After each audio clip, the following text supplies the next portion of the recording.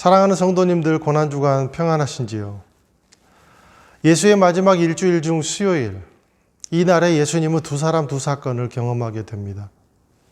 한 사람은 마리아로 예수의 발 아래 향유를 부어서 예수님의 죽으심을 애도했죠.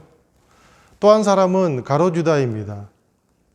예수님을 팔기 위해서 대제사장에게 예수님을 밀고 합니다. 우리는 그래서 예수의 마지막 일주일 중 수요일을 배반의 날이라고 부릅니다. 이 일이 있기 전 먼저 마리아를 보니까 3절에 300데나리온 가량 되는 순수한 나드 향유가 든 옥합 하나를 가져와서 깨뜨려 가지고 주님의 발 앞에 붓습니다. 300데나리온. 잘 아시다시피 당시 노동자가 하루 일하고 벌 수 있는 돈이 1데나리온이니까 300데나리온이라면 노동자의 1년의 연봉과 맞먹습니다.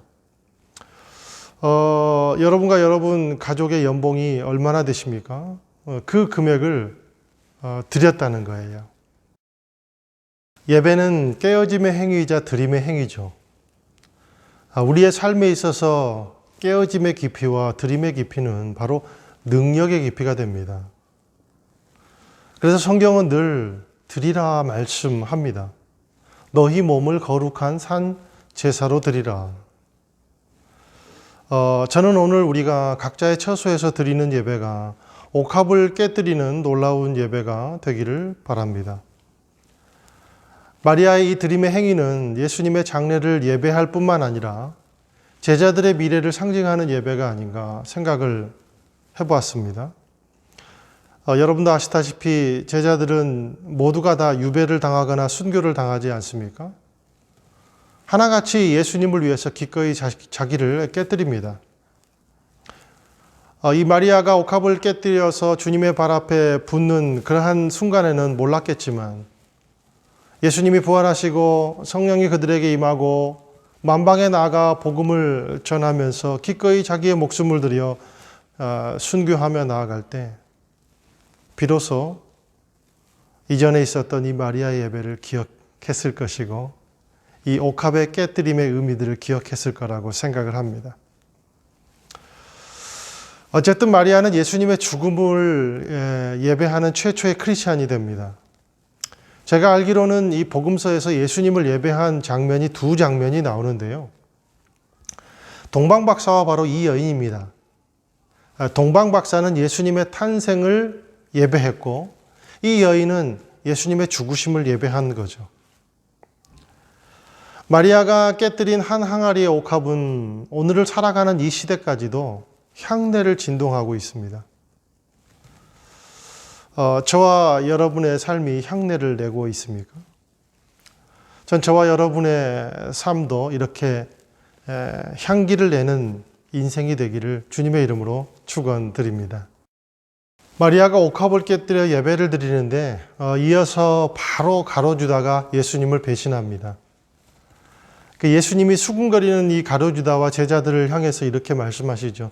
그녀는 힘을 다해서 내 몸에 향유를 부었으니까 내 장례를 준비한 것이다. 예수님의 이 말씀에 자기 이득에 이 밝은 가롯유다는 순간적으로 생각을 합니다. 아니 이 사람이 도대체 무슨 말을 하는 건가? 장례를 지낸다니. 이 지극히 계산적인 가롯유다는 자기가 쫓았던 그 대상이 허상이라는 착시를 가지고 예수님을 배반할 생각을 굳히게 되는 것이죠. 당신을 쫓아다닌 이유는 내가 민족 해방의 역사를 위한 것이기도 하고 또 내 야망을 그것을 통해서 이루기 위해서였는데 이제 와서 장례를 지낸다니까 이게 무슨 소리냐. 참담한 광경이죠. 자, 어떤 여인은 자신의 가장 귀한 것을 들여서 주님의 발 아래 붓는데 어떤 제자는 자신의 욕망과 계산된 야망의 노예가 되어서 메시아를 팔아넘기는 죄를 짓는 것이죠. 우리가 예수님을 사랑한다고 말한다면 우리는 자신에게 집중하는 것보다 예수님에게 집중을 해야 합니다. 자신을 사랑하는 것보다 예수님을 더욱더 사랑해야 합니다. 왜입니까? 예수님께서 우리에게 십자가의 사랑을 통해 먼저 그것을 보여주셨기 때문이죠. 사랑하면 집중할 수 있습니다. 집중하면 말씀의 의미가 제대로 들립니다. 말씀이 제대로 들리면 하나님의 뜻을 이루는 능력이 있는 삶이 됩니다. 마리아는 자나깨나 주님 생각만 했습니다. 그분이 하신 말씀만 하루 내내 곱씹고 또 곱씹었습니다. 그렇게 집중하니까 그 누구도 예측하지 못했던 예수님의 마지막 수요일을 상징적으로 기념할 수 있는 지혜가 생겼다라는 겁니다. 마리아는 또 계산하며 사랑하지 않았다는 것을 우리가 알 수 있죠. 그가 갖고 있는 향유는 나드라고 했어요. 이 나드는 향유를 만드는 가장 중요한 원료입니다. 앞서서 말씀드렸다시피 그녀가 갖고 있는 이 나드 향유의 값만 따져도 노동자의 1년 연봉인 300데나리온이나 되는 값어치였습니다. 그 비싼 향유를 예수님의 발 아래 붓고 머리카락으로 예수의 발을 닦습니다. 놀랍습니다. 이것은 계산된 사랑이 아닙니다. 반대로 가롯유다는 철저하게 계산된 사랑으로 주님을 대하고 그리고 사람을 대합니다. 그런 말씀에 보면 이 회계 맡은 자로서 돈꾀의 욕심을 내어서 그 돈꾀에 돈을 훔쳐간 적도 있다고 기록하고 있어요. 성경은 말씀하고 있죠. 사특한 자였다. 가룟유다는 자신의 야망을 예수님의 힘을 빌어서 이루고자 했습니다. 계산된 만남, 계산된 사랑은 상대를 죽일 뿐만 아니라 결국은 자기 자신을 죽이게 됩니다.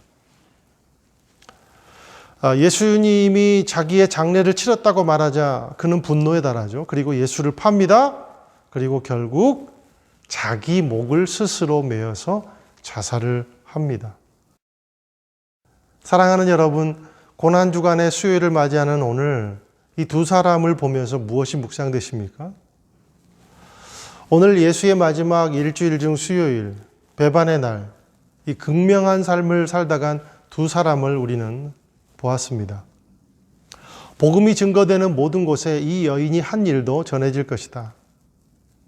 계산되지 않고 집중된 삶을 살다 간 한 여인의 인생의 결과와 자기 연민과 꿈에 빠져서 치밀하게 계산된 인생을 살다가 은삼식과 함께 처절하게 죽음으로 내닫는 인생을 우리는 동시에 보았습니다.